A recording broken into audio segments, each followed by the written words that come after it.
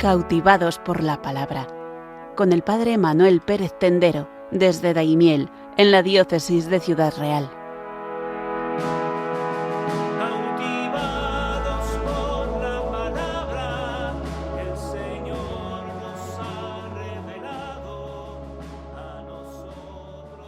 Os saludamos una semana más a todos los oyentes de Radio María, cautivados por la palabra. Continuamos recorriendo la historia bíblica, la historia de Moisés. Bienvenidos, vamos a disfrutar con la palabra de Dios.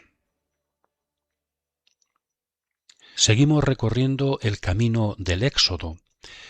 Vimos la historia, un poco los orígenes de Moisés, después hemos visto el Sinaí, el don de la ley, la alianza. Pasamos ahora al tema del desierto. Pasamos de la montaña al desierto. Ya dijimos que la montaña del Sinaí, la estancia en el Sinaí, rompe, diríamos, divide en dos partes el camino desde Egipto a la tierra prometida. Israel sale desde Egipto, pasa el Mar Rojo y luego hace un camino hacia el Sinaí.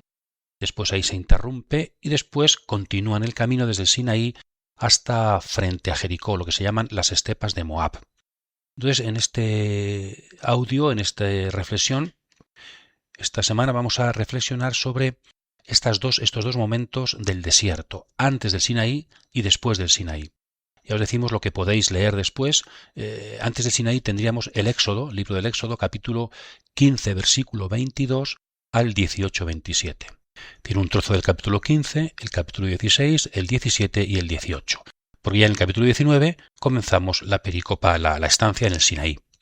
Y luego, como dijimos también, saltamos el libro del Éxodo, los Levítico, y luego Números, en 10:10 termina el Sinaí. Entonces la segunda parte del desierto sería Números, capítulo 10, versículo 11, hasta el final del libro de los Números. Son las dos etapas que intentamos reflexionar, pero siempre guiados por el tema del desierto. Y vamos a dividirlo también, como solemos hacer, en 10 partes para que tengamos, no nos perdamos, diríamos. Y empezamos por la primera parte, los textos del libro del Éxodo, desde el Mar Rojo al Sinaí. Vamos a subrayar aquí algunos temas, fundamentalmente 3 temas de esta primera etapa del desierto. Os invitamos después, cuando podáis, a leer estos textos, ¿verdad? Que son bastante sencillitos. Primero, tenemos las murmuraciones del pueblo por el agua, por el pan y por la carne, ¿verdad? La comida. Primero hay un episodio en un lugar que se llama Mará, donde el pueblo no tiene agua, como falta agua en el desierto, claro.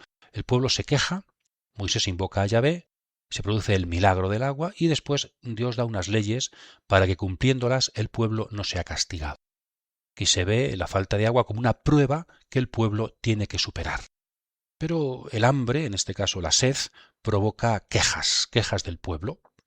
Después, en el capítulo 16, tenemos otra queja del pueblo. Aquí ya no por el agua, sino por el pan y la carne, el alimento sólido.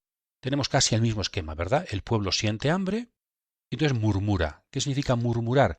Preferíamos habernos quedado en Egipto. De alguna forma, ojalá no hubiéramos hecho caso a Dios.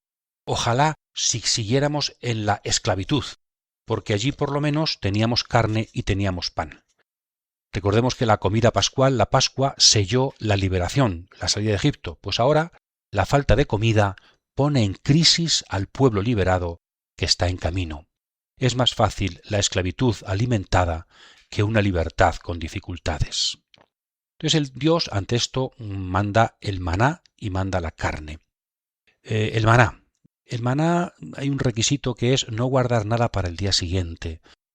Nosotros tenemos tendencia siempre, cuando digo cualquier dificultad, ¿verdad?, a acumular alimentos en nuestra casa para tener una propia seguridad. ¿Por qué Dios pide no guardéis nada para el día siguiente? Porque así os fiaréis de Él. Cada día recoged vuestra porción. Quizá en este cada día recoged vuestra porción haya un reflejo de ello en el Padre Nuestro. Danos hoy nuestro pan de cada día. El Señor también quiere que confiemos en Dios. Dios no va a dejar de ocuparse de su pueblo día a día. Solamente el viernes hay que coger 2 raciones porque el sábado es día de descanso.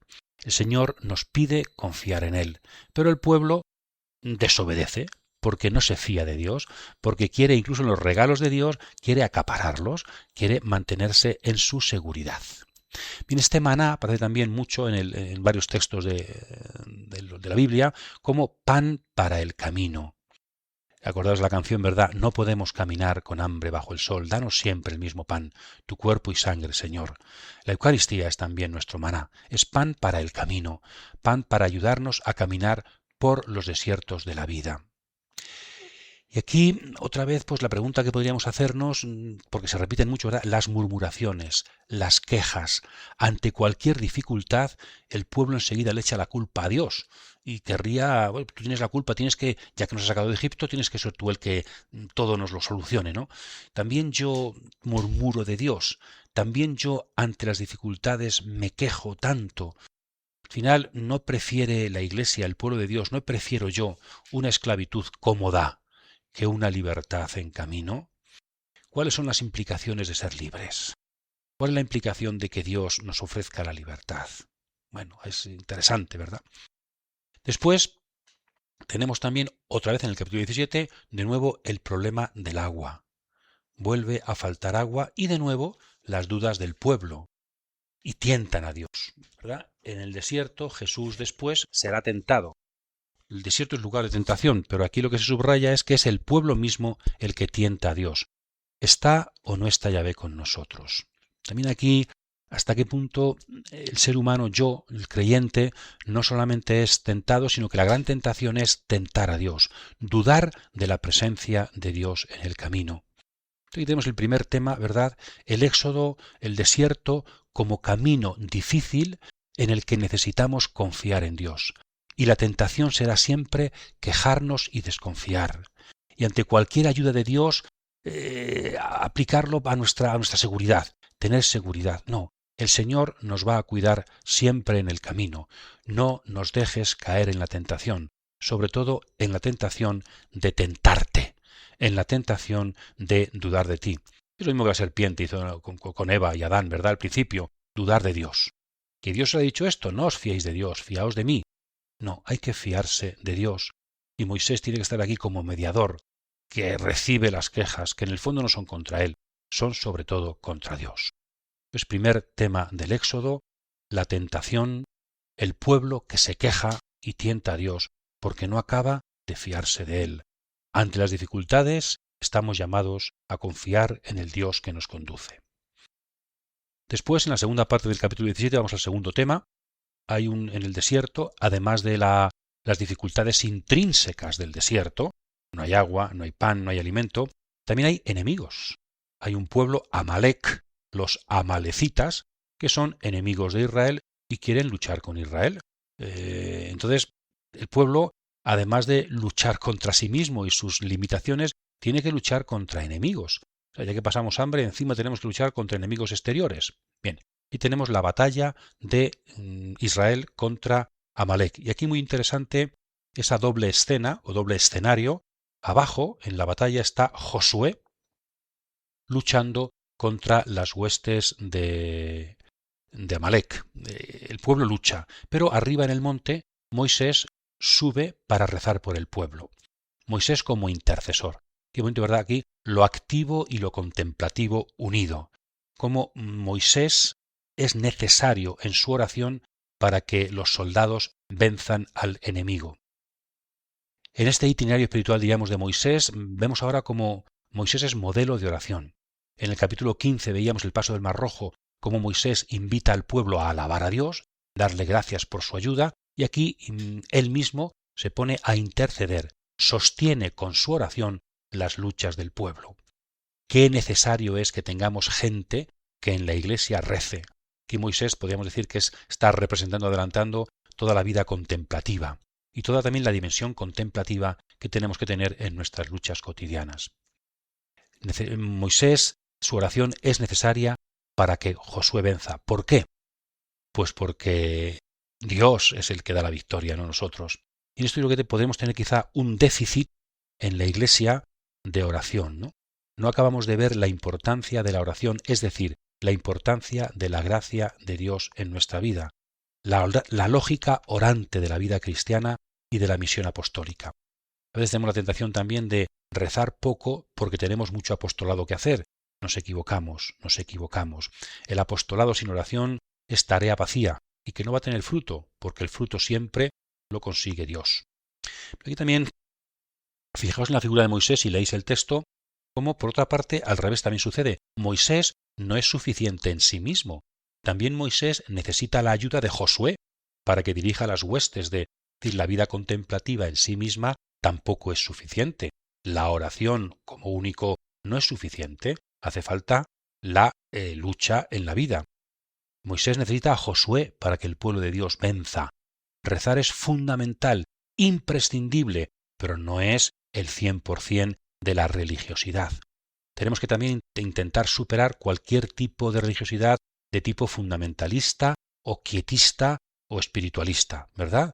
Entonces necesitamos la oración, necesitamos la acción, necesitamos personas implicadas en la tarea de la Iglesia. Y también, una segunda necesidad, Moisés cuando reza se le cansan las manos. También uno se cansa de rezar y necesita que Aarón y Hur le pongan una piedra y él se siente y sostengan sus brazos como símbolo de la oración, ¿verdad? Es decir, también necesitamos hermanos nuestros, no solamente que luchen en el valle, en el llano, sino hermanos nuestros que nos ayuden a rezar, que sostengan nuestra oración. Es decir, necesitar a Dios es necesitar la ayuda del otro, de múltiples formas, como nos recuerda también el episodio siguiente que ahora vamos a analizar. Entonces, la importancia de la oración y cómo yo solo, Moisés solo, tampoco puede ni siquiera hacer oración.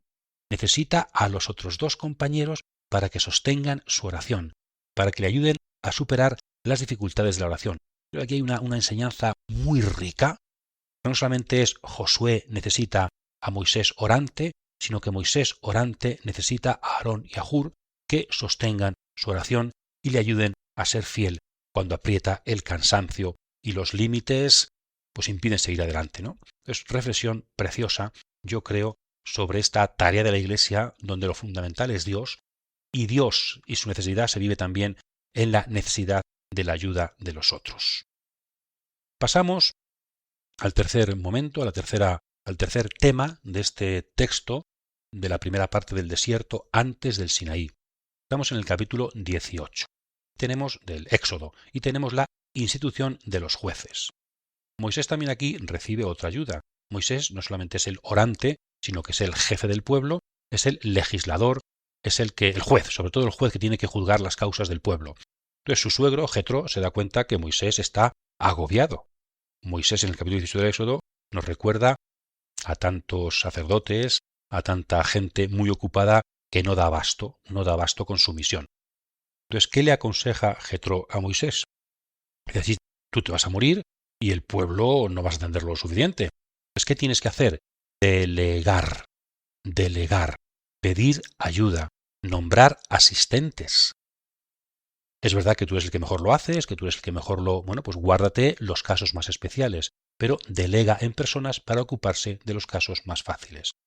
Nos recuerda esto al capítulo 6 del libro de los Apóstoles, donde los 12 apóstoles no dan abasto tampoco por la misión y tienen que nombrar 7 llamados luego diáconos en los comienzos de la misión de la Iglesia para que atiendan la dimensión económica, ¿verdad?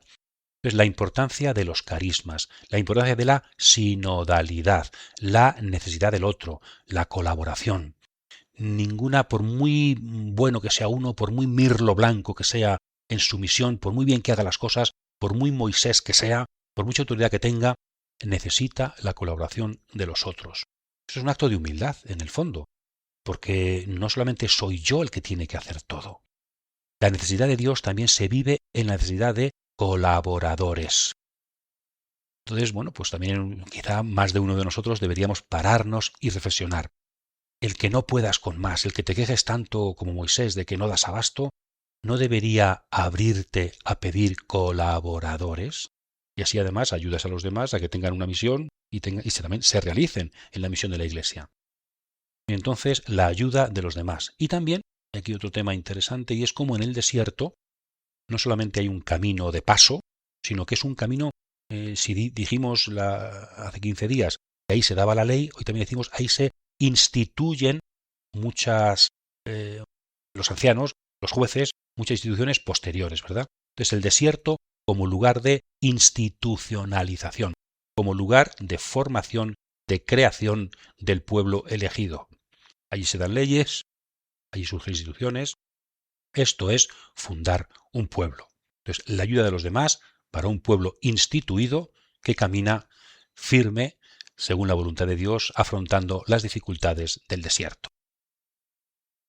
Llega ahora, después, la perícopa del Sinaí. Los judíos, los hebreos, los israelitas, paran en el Sinaí, están mucho tiempo allí para recibir la ley de Moisés, la ley de Dios a través de Moisés, y también para hacer alianza. Y eso ya lo tratamos aquí, ¿verdad? Pasamos ahora al capítulo 10 del libro de los Números, ¿verdad? La segunda etapa por el desierto. Y aquí podríamos decir que los Números tiene tres grandes escenarios, ¿no? Estamos en el monte Sinaí hasta el capítulo 10, después van caminando por el desierto de Parán, y luego después se paran en Cadés, un lugar muy importante en el desierto, hacia las estepas de Moab. Bueno, los capítulos 22 al 36. Hay varias etapas, ¿no? Entonces vamos a fijarnos un poquito en estas dos últimas etapas, desde el capítulo 10, donde Israel va caminando por el desierto. Bien, cuarto tema de nuestra reflexión de hoy, Números capítulo 11, de nuevo las quejas del pueblo. Después de haber estado en el Sinaí, con la alianza, con las leyes, después de haber pecado y sido perdonado, después de la renovación de la alianza, resulta que nada ha cambiado. A pesar de todo, a pesar de la experiencia de la misericordia de Dios, a pesar de estar allí tanto tiempo en su presencia, sigue apareciendo la duda, sigue apareciendo las quejas del pueblo cuando falta el hambre, cuando aprieta la necesidad. Quizá la novedad sería muy interesante de leer esto despacio, tiene mucha, yo creo, mucha hondura, mucha espiritualidad de fondo, la crisis de Moisés. Moisés dice, yo no puedo con tanto, Señor. Yo prefiero morir. Es decir, me has dado una tarea que me desborda por completo. Ya no es una cuestión de me desborda porque hay mucho trabajo y nombro jueces, sino que incluso con los jueces, yo ante tanta queja del pueblo, yo no he parido a este pueblo. Este pueblo no es mío, es tuyo. Entonces, yo ante esto prefiero morir. Nos recuerda esto a Elías, también a Jonás, que en su misión también no pueden más y quieren morir, o a Job, que en el sufrimiento humano también no puede más y quiere morir, o a Tobit, padre de Tobías, que también quiere morir, porque no hay solución, es superar mis fuerzas. Entonces esto se supera desde la oración. Pero también forma parte del camino del desierto el que a veces no podemos más, el que a veces tenemos que decirle a Dios, Señor, perdóname, pero no puedo más con la vida. Esto no es pecado, esto forma parte de nuestra espiritualidad. Y tenemos también aquí que abrirnos a la misericordia de Dios, a su gracia, que abre caminos nuevos de esperanza, ¿no? En el fondo de todo hay dos quejas del pueblo, y hay pues la queja, y hay dos respuestas de Yahvé. Ante la queja del hambre, pues Dios va a mandar el milagro de la carne, las golondrinas. Y ante la queja que hace que se quejan de Moisés, no pueda más, Dios va otra vez a nombrar colaboradores de Moisés. Y aquí, quizá también un matiz, Moisés no acaba de creer, pero somos muchos, Señor, ¿cómo vas a dar carne para tanta gente?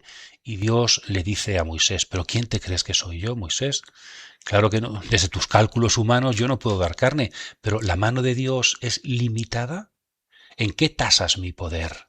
Mi mano es larga, es una palabra que vale. Entonces, el mismo Moisés tiene que aprender a confiar en Dios, que lo puede todo. Puede alimentar a un pueblo con todo, con todo. Dios es el Dios omnipotente, el Dios todopoderoso. Entonces tenemos aquí eso, la carne y también la efusión del Espíritu para los colaboradores de Moisés, los ancianos. Fijaos también qué bonito este capítulo 11 de los Números, la carne y el Espíritu. La carne que alimenta al pueblo y el Espíritu que hace surgir colaboradores de Moisés. Somos carne y somos también ungido. Carne para comer y espíritu para ungir, y de esta forma Moisés puede seguir adelante.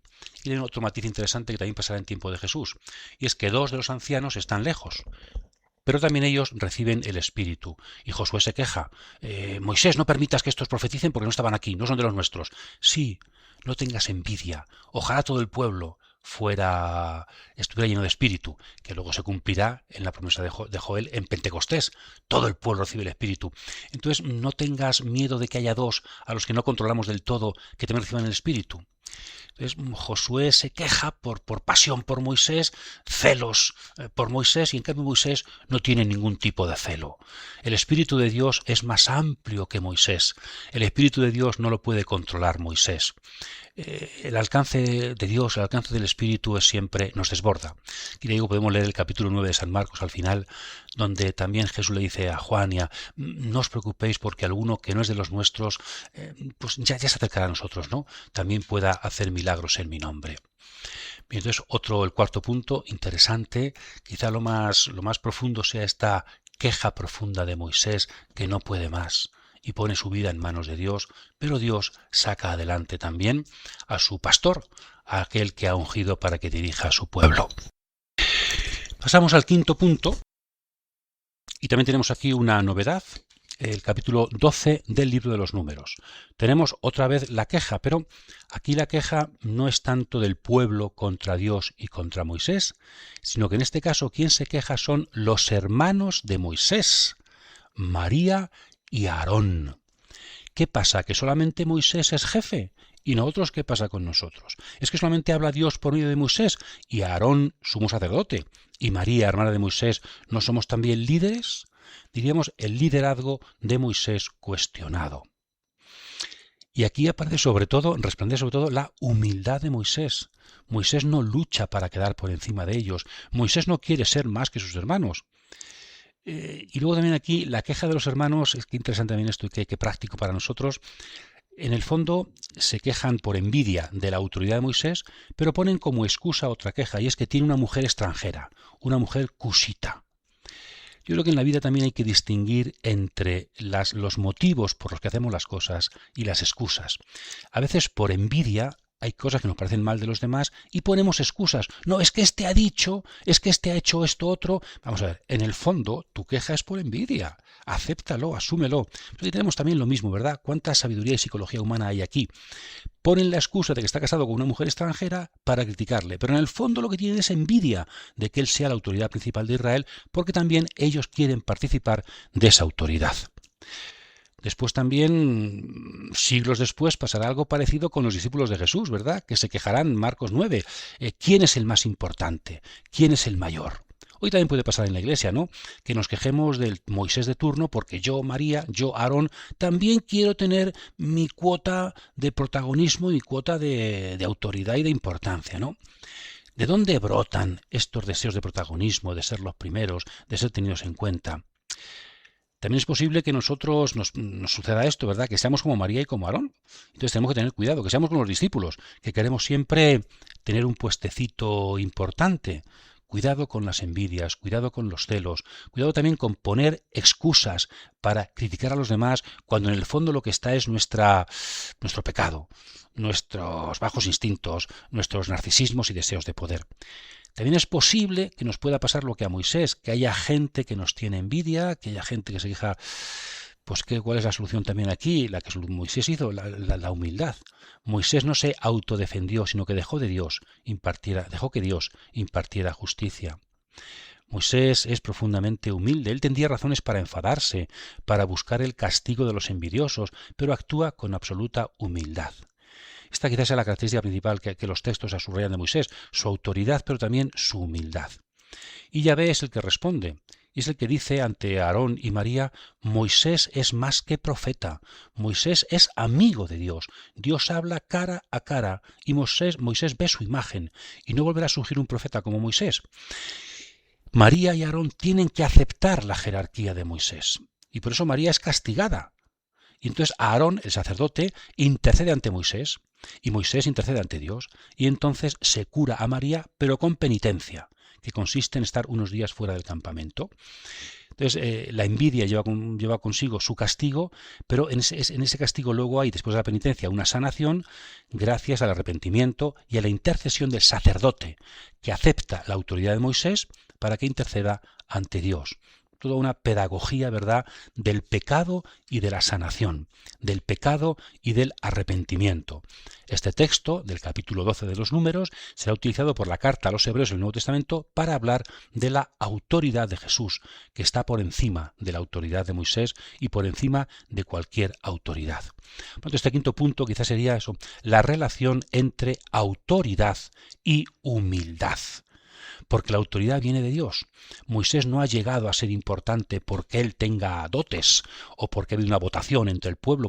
No, Dios lo ha elegido y tiene también que afrontar con humildad las quejas, no solamente del pueblo, las quejas de los hermanos. Tiene que aceptar con humildad la envidia de los demás y dejar que Dios sostenga su autoridad. Punto fundamental también en el camino hacia la tierra prometida y con una gran actualidad, porque las envidias, los deseos de protagonismo siguen estando muy presentes entre nosotros.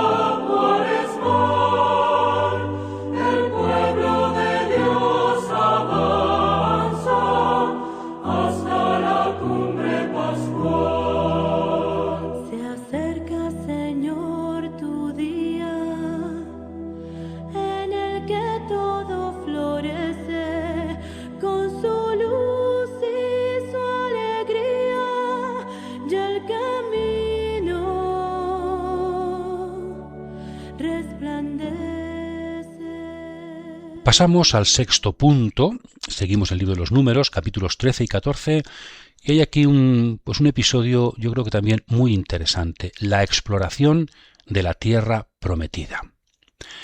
Mandan a uno por tribu, 12 tribus, ¿verdad? 12 exploradores desde el sur, exploran la tierra prometida y vuelven, aquello el famoso del racimo, ¿verdad? Ese enorme racimo que cortaron en el Valle del Racimo y que aparece ahora como el símbolo de la oficina de turismo de Israel, ¿verdad? Ese racimo llevado entre dos por tan grande como era. Bien, los exploradores traen una doble sensación. Por una parte, la riqueza de la tierra prometida. Ciertamente es una tierra que emana leche y miel, pero por otra parte, imposible de conquistar, porque está habitada por personas muy defendidas por personas muy grandes, por personas, pues eso, que van a vencernos. Si hay que luchar contra ellos, nos van a vencer. 40 días explorando para llegar a esta sensación de qué bonita tierra, pero que va a ser prácticamente imposible de conquistar. Aquí hay dos personajes, Caleb y también Josué, que a diferencia de los otros 10, sí animan a confiar en Yahvé y a conquistar la tierra. Si Él nos lo ha prometido, pues nos dará la fuerza también, igual que hemos vencido a Amalek en el desierto, nos dará la fuerza para conquistar la tierra prometida, aunque sean habitantes, los cananeos, más fuertes que nosotros. Pero el pueblo en general escucha a los otros 10 y otro desánimo, que provoca de nuevo rebelión del pueblo contra Moisés y contra Aarón. Mejor nos hubiera valido haber muerto en Egipto o incluso en el desierto. Ahora en la última etapa vienen las mayores dificultades. Y aquí además este pecado del pueblo tiene una novedad y es Números 14, versículo 4. Nombremos un jefe y regresemos a Egipto. Y no solamente nos quejamos, sino que vamos a hacer la cosa por nuestra cuenta, ¿verdad? Rechacemos a Moisés como jefe del pueblo que nos conduce en nombre de Dios, nombremos un jefe y volvámonos para atrás. El pueblo, en el fondo, está intentando deshacer la elección. Está intentando, pues, desvincularse del Dios que los ha llamado. Parece que las dificultades se amplían según se acerca la meta. La incapacidad se experimenta más fuerte y más real cuando estamos llegando al final. Siempre el sprint final es lo más difícil, porque es cuando más real estamos viendo la posibilidad de la meta. Y después, un poquito más adelante, en el mismo capítulo 14, tenemos otra reacción aparentemente contradictoria. Y es, bueno, una vez que hemos aprendido que nos hemos equivocado, hemos fallado, ¿cuál es la reacción de los israelitas? Bueno, pues como hemos pecado y hemos querido volvernos atrás, bueno, venga, vamos a reaccionar, vamos hacia adelante. Subamos nosotros a conquistar lo que Yahvé nos prometió. Ya que Yahvé nos prometió la tierra prometida, pero él no actúa mucho, vamos a nosotros. Es un poquito lo que Abraham hizo, si os acordáis, cuando Yahvé le prometió un hijo, pero Sara es estéril, y como no acaba de darle hijo, ¿qué hace Abraham? Cumplir él la promesa de Dios acostándose con la esclava, con Agar. Es nosotros cumplir las promesas de Dios. Como Dios parece que tarda en cumplir sus promesas, pues ya nos encargamos nosotros. Como Dios parece que, bueno, pues nosotros conquistamos la tierra. Y Moisés efectivamente se opone, porque es desobediencia, es no contar con Yahvé, es forzar sus promesas. La derrota va a llegar inexorable. También aquí hay una enseñanza, creo, fundamental. Querer resolver con nuestras fuerzas lo que Dios nos ha prometido. Y cuando llegamos a la meta, por una parte vemos que es imposible, pero por otra parte sacamos fuerza de flaqueza y queremos ser nosotros los que conquistamos la tierra. No, tenemos de nuevo que aprender a confiar en Yahvé y a saber esperar sus tiempos. Él siempre cumple sus promesas, pero las cumple como quiere y cuando quiere. Tenemos que aprender a ser en el desierto pueblo de la alianza, pueblo de las promesas. Dios no solamente promete, Dios también cumple. Dios no solamente muestra el camino, sino que nos acompaña y nos da fuerzas para llegar a la meta. También aquí estos capítulos, ya digo, preciosos. Y una posible aplicación también sería: ¿quiénes deberían ser hoy los exploradores del futuro? Y aquí veo una especie de guiño a lo que es hoy la vida consagrada. Es decir, la Iglesia necesita personas que hayan atisbado la meta para que nos animen a seguir adelante, no como en el caso de estos exploradores de los 10, la mayoría, que desanimó. No, personas que han visto la tierra y sus riquezas para animar a todo el pueblo a seguir adelante. Personas que han tocado un poco el reino, que han tenido experiencia del futuro, del cielo, para así darnos a los demás esperanza. Es posible seguir luchando en el desierto porque la meta es real. Entonces, ¿quién son hoy los exploradores del futuro que han atisbado más allá de esta vida el reino, más allá del desierto, la tierra prometida, para que nos animen a llegar hasta el final, a conquistar confiando en Dios? Necesitamos, yo creo, exploradores de lo definitivo, personas que desde sobre todo la oración, la experiencia de Dios, la experiencia de futuro, den a la Iglesia, al pueblo de Dios, ánimo en el difícil camino del desierto. Pasamos al siguiente punto, séptimo punto, otra rebelión. Números capítulo 16. Una rebelión clerical y una rebelión laical. De nuevo, rebelión contra la autoridad. El pueblo dice: todos somos consagrados y por tanto nadie es jefe. Muy actual también este texto, ¿verdad? Como todos somos consagrados, no hay ningún jefe. Y hay una doble rebelión. Se rebelan los hijos de Leví, Coré, que es de la tribu de Leví, es decir, el sacerdocio, y se rebelan también Datán y Abirón de la tribu de Rubén, es decir, laicos. Y Dios castiga ambas rebeliones porque no aceptan la autoridad del enviado de Dios. Otra vez de nuevo la jerarquía, ¿no? Por supuesto que todos somos hermanos, pero Dios ha nombrado a Moisés y ha nombrado a los sacerdotes, y a Aarón ha nombrado como representante suyo, y entonces la obediencia forma parte de nuestro camino de pueblo de Dios, de la alianza por el desierto. En el fondo, los levitas, que serían una especie de sacerdocio de segundo orden, no se conforman con ser levitas, quieren ser sacerdotes. No se conforman con la elección recibida de Dios, quieren también vivir la elección de otros. Me recuerda esto un poquito también al capítulo 21 de San Juan, cuando Simón Pedro recibe de Dios, de Jesús, una misión y le pregunta: ¿y el discípulo amado qué? Y Jesús contesta: ¿y a ti qué te importa, Pedro, el discípulo amado? Tú tienes tu misión, el discípulo amado tiene la suya. A veces estamos tan preocupados de la misión de los otros por envidia que no cumplimos nuestra preciosa misión. Tú has sido llamado a ser levita, y el otro a ser sacerdote, y el otro a ser laico que vive en la... Entonces, ¿por qué no nos conformamos con la misión que nos toca? Si a veces, cuanto más insignificante parece la misión, más importante es.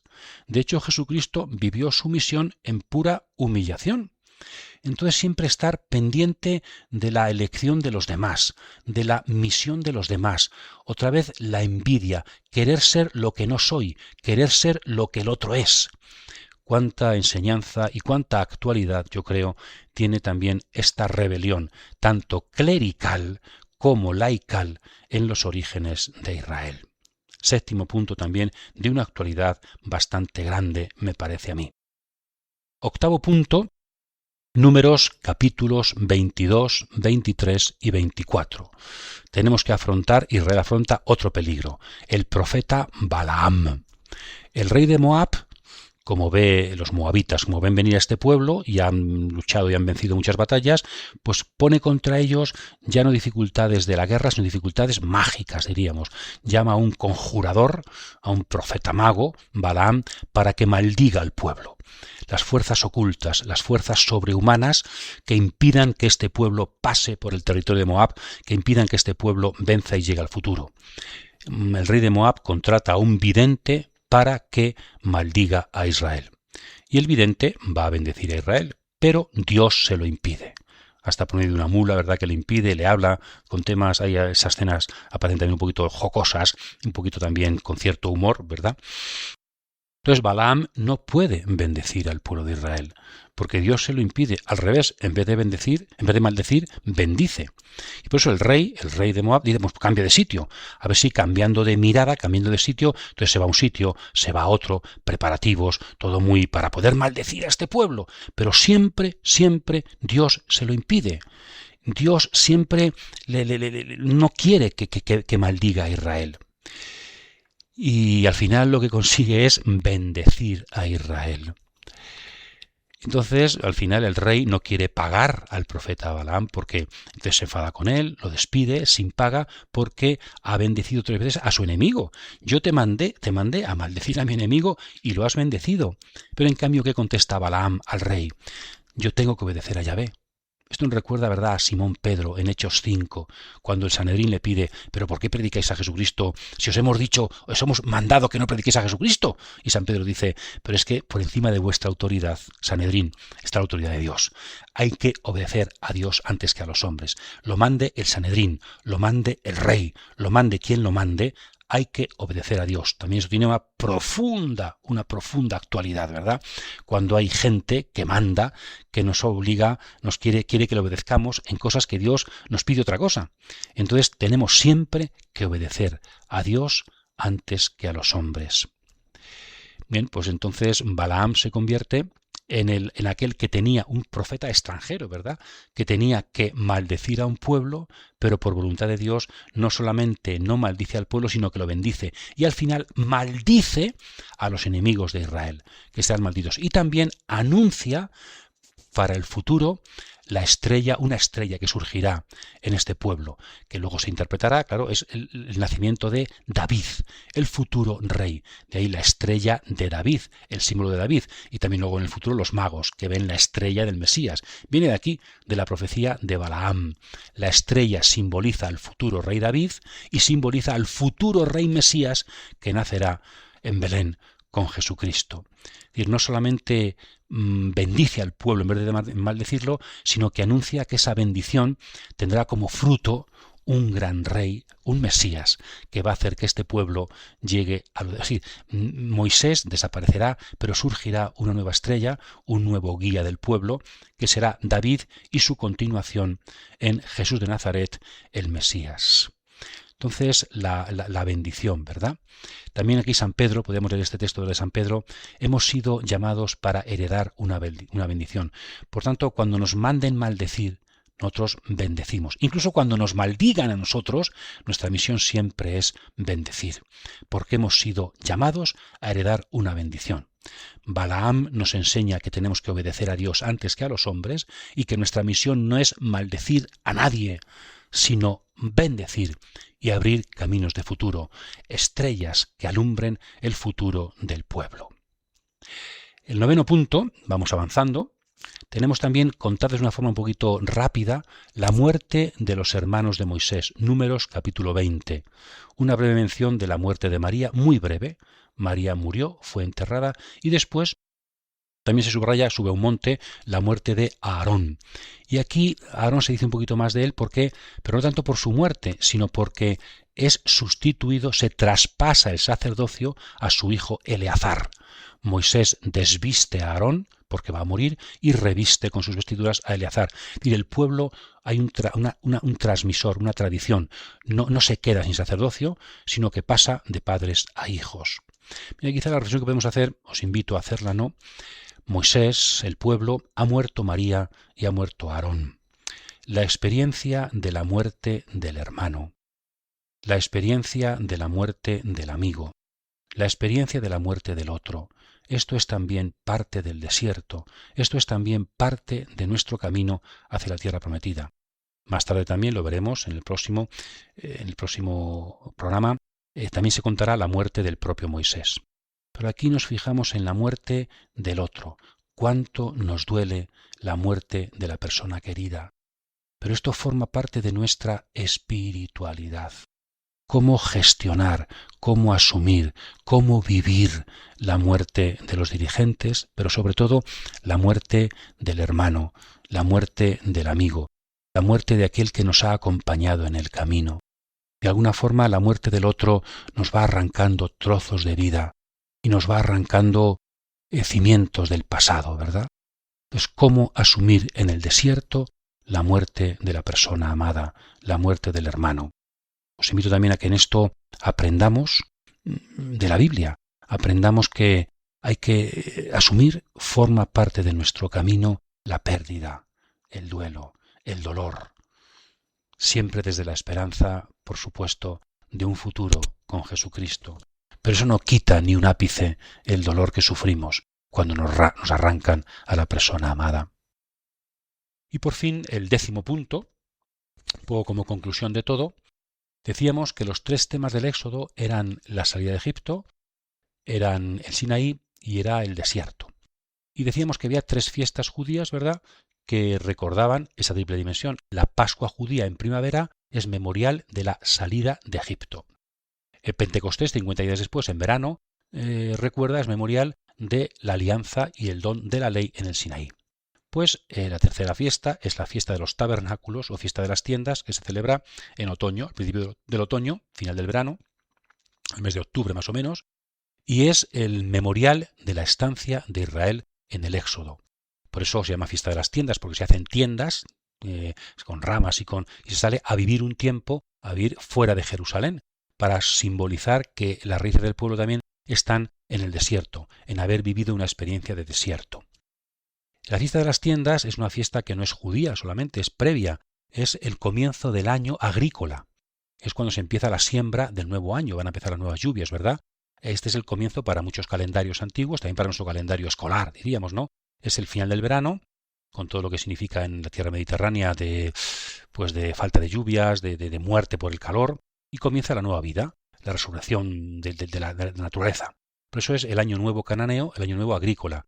En la mitología cananea, Baal resucita, ¿verdad?, para llenar con su fecundidad toda la tierra. Bueno, pues los nómadas, no son agricultores, son nómadas, pero en camino desde Egipto durante 40 años, tienen, diríamos, en paralelo su propio año nuevo. Es decir, nuestro año nuevo no es tanto agrícola, sino que es histórico, es nómada. Entonces, igual que existe un comienzo para los cananeos, existe un comienzo para los israelitas. ¿Igual es ese comienzo? El desierto. Las tiendas, por tanto, es el recuerdo de los orígenes de Israel, de sus inicios como peregrinos por el desierto hacia la tierra prometida. Ahí está lo que fuimos, y por eso lo recordamos y hacemos memoria de ello, ¿verdad? Ahí está el camino original que nos educó en la voluntad. La importancia de educar en el desierto la voluntad, para vencer dificultades, para superar tentaciones y convertirnos en el pueblo elegido que ha sido educado por Dios. Yo creo que el desierto, ¿verdad?, es una de las claves por las que Israel ha permanecido en el mundo como pueblo de la elección. Es decir, un mundo, diríamos, a mí se me gusta decir que el mundo cananeo, el mundo más de la naturaleza, el mundo más de la fecundidad, el mundo de lo agrícola, es el mundo del ciclo, lo cíclico, ¿verdad? Es el mundo más de lo fácil, ¿verdad? En cambio, el mundo nómada es el mundo de la historia, que no es cíclica, sino lineal. Es el mundo de la dificultad, es el mundo del desierto.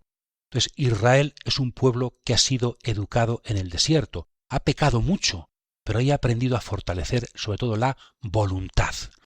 Yo así me atrevería a decir, sin tampoco sacar las cosas de su contexto, que de alguna forma el mundo cananeo, el mundo es más de la sensualidad, de la afectividad, de lo fácil, y el mundo del desierto, el mundo de Israel, es el mundo de la voluntad, el mundo de la libertad, el mundo del esfuerzo. Ambas cosas son necesarias, pero como si no educamos la voluntad en la dificultad, si no pasamos por el desierto, ponemos mal los cimientos.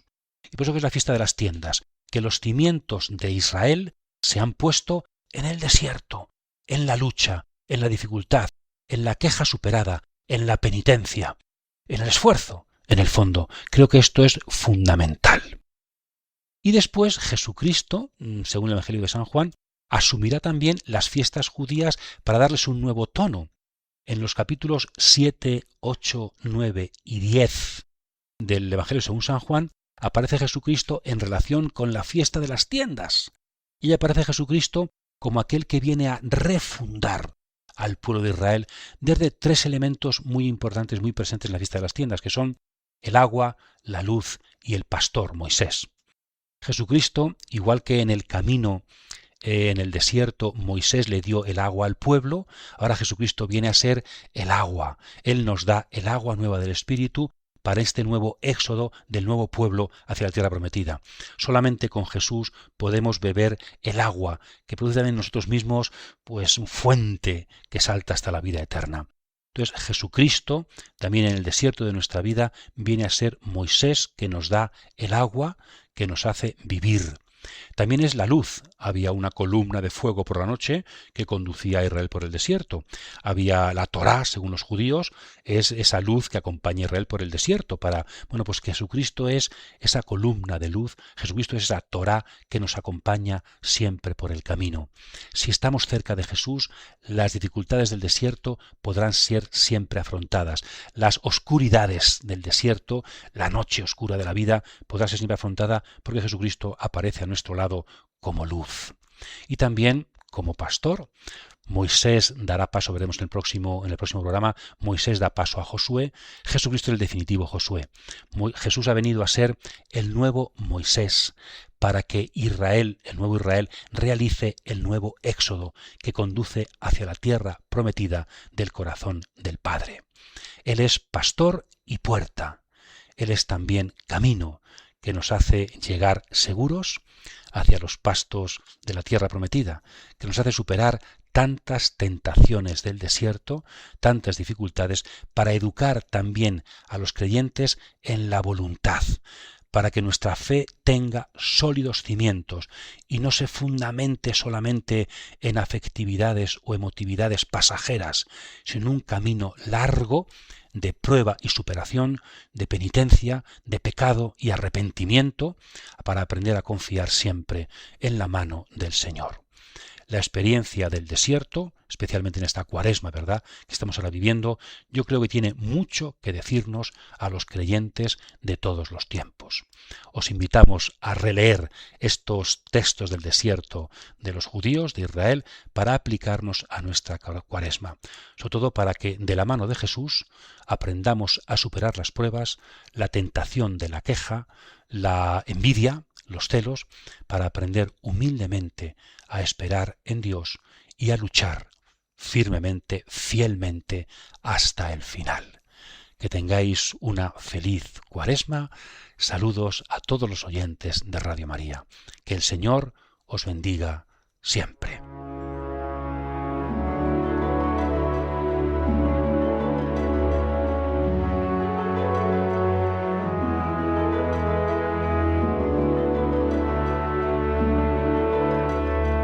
Cautivados por la palabra, con el padre Manuel Pérez Tendero, desde Daimiel, en la diócesis de Ciudad Real.